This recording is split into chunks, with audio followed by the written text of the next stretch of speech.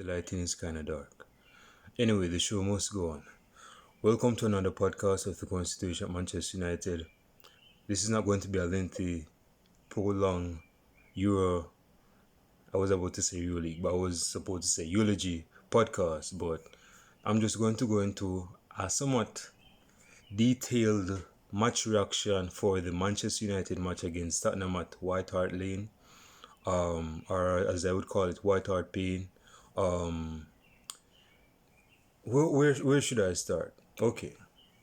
In the first half, Manchester United won 3-1 to Manchester against Tottenham, not Manchester City. But City lost this weekend, but anyway, but still, my prediction was 2-0. But anyway, because it was I still get it right, because if you take away 3 from the one, you get 2. But anyway, let's just take that out of the picture right now and get into the match reaction. So this is my reaction to the action that happened at White Hart Lane. The first half was somewhat interesting because it was a tussle. It was a tussle between two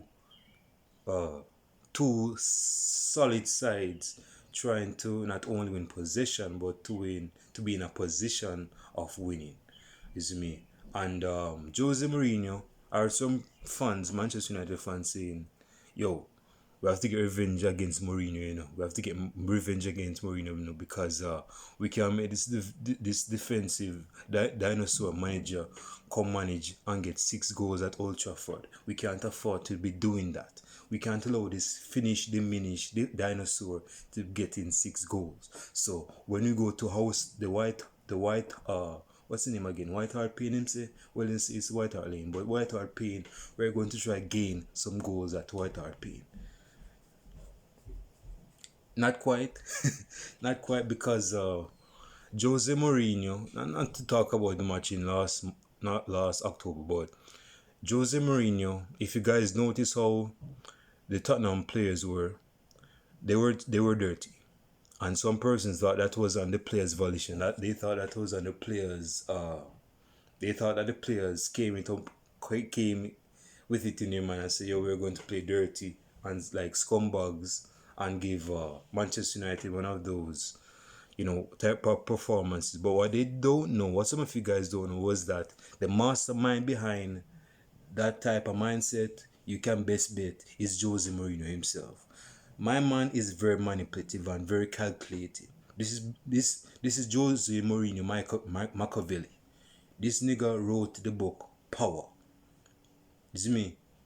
So yeah, the players on the pitch on Tottenham were trying to be dirty to Manchester United, and actually Manchester United got a goal, which was a good build-up. And let me just say this about Paul Pogba, because I think my man Paul Pogba was man of the match. Is me. Paul Pogba can do a job in a double pivot deep, but he gets deeper into his talent when you play him in the attacking third. That is my man's bread and butter. That is where he's going to cook for you, he's going to bake for you, he's going to fry for you. If you play him and you place him in the attacking third, you can best bet that you're going to get chances. No disrespect to Bruno Fernandes, but my man is not. Bruno Fernandes is not on Paul Pogba's page in his book. Period.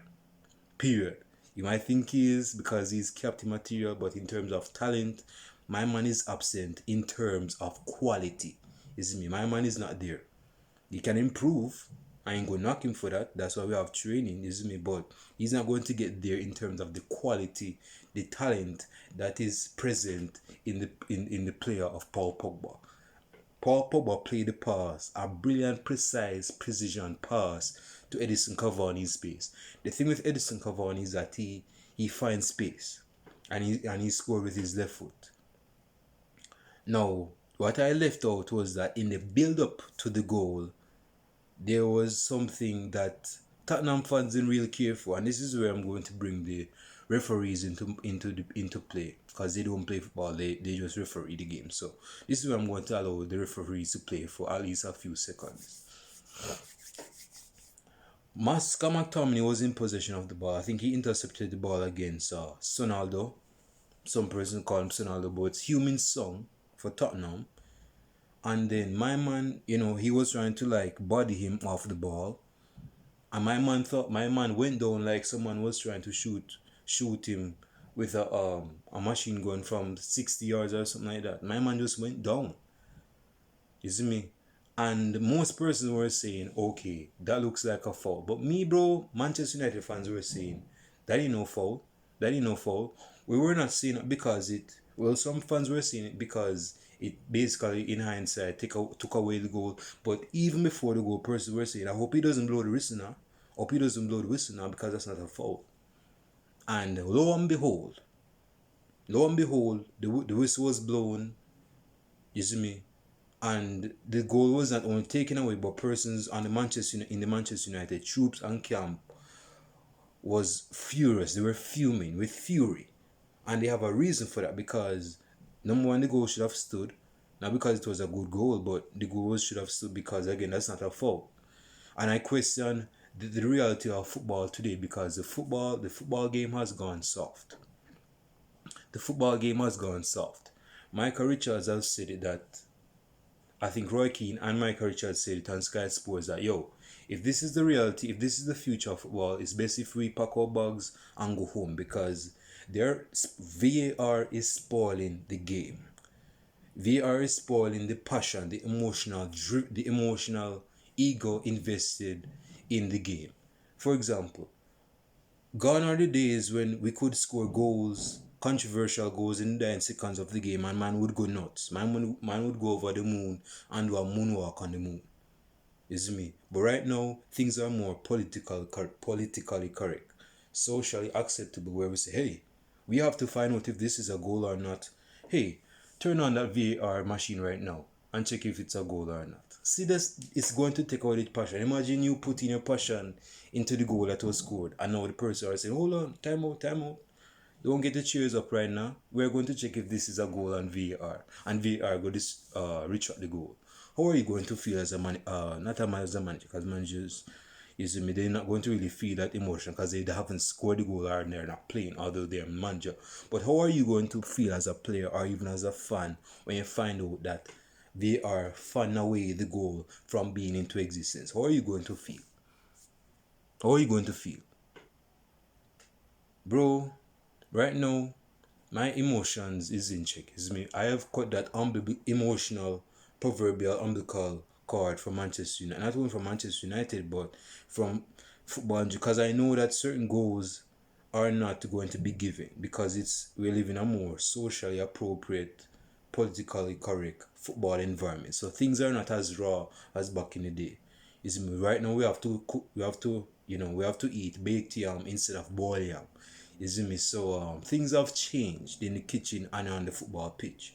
But I don't think that was a foul based on Scott McTominay's action. I don't think that's a foul. I mean, if that is a foul, bro, then we have a big time coming in football. If that's a foul, we have a big time coming in football. But again, I don't want this video to be long, so I'll just hurry up. So seconds afterwards, Ronaldo got a goal at the end of and that was a very good build-up. Let me just be object. That was a very good build-up. Hold on. That was a very good build-up from Kane, Ronaldo, Son, and Lucas, the front three of Tottenham, basically. And so it was 1-0 to Son. And Son, let me just say this about Son. Son is not one of those goody two-shoes persons that are really goody two-shoes. My man has a dark side, okay? Not because Asians are seen as, goody two-shoe persons. They don't really commit felony crimes. They don't serve times. They're not going to, so forth and so forth or kill. No. Heung-mingSon is like his manager. He basically Heung-mingSon is like wolf in sheep clothing. Is me. My man is like one of those dudes that is going to act nice to get laid, get some pussy. Then after he gets laid and after he gets some pussy, my man is like this asshole from hell. Is me. So that is his ilk. Cause he can play the part. I think he should have overtaken Al Pacino when he played as Scarface and won Oscar winner award performance, because my man acting is on point. But something else I need to point out is that in the second half, again, I don't want this video too long. In the second half, Manchester United get back their grip. Bruno Fernandes was missing. Rashford was doing bits, but it wasn't as on a Rashford terms of quality. Man, this darkness, this lighting is so dark. Who knows? But so yeah, in the second half, we were very more mature, if I should say, or very more confident, more self-assured on the ball, and we created chances. Now, how did the first? Oh yes, there is a certain player, some call him Fred, because some persons in this first half were saying this Bridging is not from Brazil because my man doesn't play like a Brazilian. My man has stolen, as some person would say, he has stolen a Brazilian passport. My thing is this, dude. Fred is not one of those saucy type of Brazilians that we're used to seeing on a regular basis. Is me. I personally believe that my man is from Babylon, is me. And my man has gotten he was just a refugee in Brazil. So that's why he's in Brazil. So that's why people think he's from Brazil. So my thing is this, dude. Fred, I'm not saying Fred is immune to criticism or he should not be given criticism. What I'm saying is that, I'm not finished with song, but I'm going to get to him in a second just to say something about you Manchester United fans. I have a thing to pick with you guys. I have a bone to pick with you guys. But with Fred equalized and it was a very good build-up, is me. I guess he just unleashed that 5 seconds of magic, Brazilian magic, which will never happen again, at least for the next 2 years, because my man has scored his first goal in the Premier League since September of 2018. So that should tell everything. But Fred, with all that being said, he equalized the game for Manchester United. Now, back to Heung-mingSon, the big man in question. I harshly criticized the player, I criticized the player for what he did on the pitch. I think his acting antics on the pitch was superb, but it is inhumane in relation to the game. But some of you Manchester United fans are taking the criticism to a whole new level. I don't mind if you give him subjective criticism or constructive criticism by saying, yo, you're not supposed to be doing that as a player. But when you take it to like a destructive criticism route, like you're saying, who is this Asian nigga? Who is this Asian, this pseudo fake nice guy dude? This Asian ain't good, cunt. And it's like, why are you name calling the person? Remove the person from the player. Like the Bible said, don't let me start quoting on the Bible right now. Remove the sin from the sinner. Remove the sin from the sinner. Is it me? Not because the person sinned means the person is any less than for human than other persons. Remove the acting, remove the player from the person.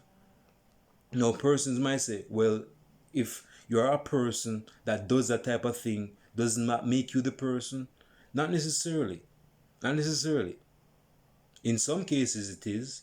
In some cases, but that doesn't give you the ammunition or that doesn't give you the green light to be calling him racist or cunts or anything like that. To be giving him destructive criticism by saying, who is this ain't good winger of Tottenham? Who is this Ronaldo dude? You shouldn't be saying you should not be insulting the player. Insult the acting itself. Insult the acting itself by saying, yo, Son is a good player, but me never really, me not like how him doing, man. Me not like how him do just go down like that, man. Like somebody just, shot a boom from like 60 yards and just lick him down. Like, why is he doing that? Isn't me? My man is just going down like he's going for a dive or something on a Sunday afternoon. Like, bro, you don't need to be doing that. So that's my thing, bro. You need to be, you should not be doing that, like giving him destructive criticism. That is some of the things that cause persons to go in depression, frustration, or even suicide. Is me. So don't be doing that. Is me. Again, remove the player acting from the person. Remove the sin from the sinner. But anyway, that's what I need to say. Some of you Manchester United fans, don't be saying none of these racist comments. criticize the player acting itself. Criticize the player acting, not the person. Now, with all that being said, Manchester United got in front, despite the antics displayed by Tottenham. Um, who scored the win? Oh, Edison Cavani with a world-class header. Mason Greenwood came on and won. It was a one-time cross for Mason Greenwood, and Edison Cavani, man, that man, yeah, airline Cavani, bro. Hold on, notifications. Yeah, airline Cavani, bro. My man is just going after, man. My man is just going after. That plane is from Uruguay. Speaking of Uruguay, there's some outlets that are saying that Cavani is going to go back to his home country. Dude, we need this guy in the squad because his aerial ability is unmatched. Let me repeat that. His aerial ability and his movement is unmatched and cannot be trained. That is something you're either born with or you could be trained with, but you're not going to get it as good as Cavani. Period. Excuse me. And my man is like 3 whiskers shy of being in retirement, and he has that type of movement. So, yeah, I think we should keep Cavani for like probably another year or something because we need the experience to be in reference to the young players that is coming into the squad, especially those that are strikers. So he can endow his knowledge, wisdom, and insight on young strikers and young youths. So yeah, bro. In terms of the game, Mason Greenwood, Paul Pogba was dynamic. Paul Pogba was very precise in his passes and movement. And he played a pass to Mason Greenwood on the right and Mason Greenwood with that right foot. Persons, dude, that goal is love poetry in motion. Love poetry in motion. That dude, that goal on his right foot. This dude even have me speechless at this moment in time. I can't even speak. That shows how good the goal is. But on his right foot, my man is two-footed and he's predominantly left-footed. That right-footed shot, that has more shot power than probably most youngsters in the game right now, if not all youngsters in the game right now. That's not even is the main foot he uses. My man is left-footed. My man uses the right foot to make the right chance with his right foot, and that gave United a third goal. So that took Tottenham into the top 6. I think Tottenham is struggling, but who cares about Tottenham? So yeah, we gained 3 points after coming from here, and we have a very good away record away from home. Jose Mourinho is an interesting one because after the game, I was listening to the match reaction, the press conference done by Jose Mourinho, and my man basically said that Son is lucky that his father is better than Ole Gunnar Solskjaer.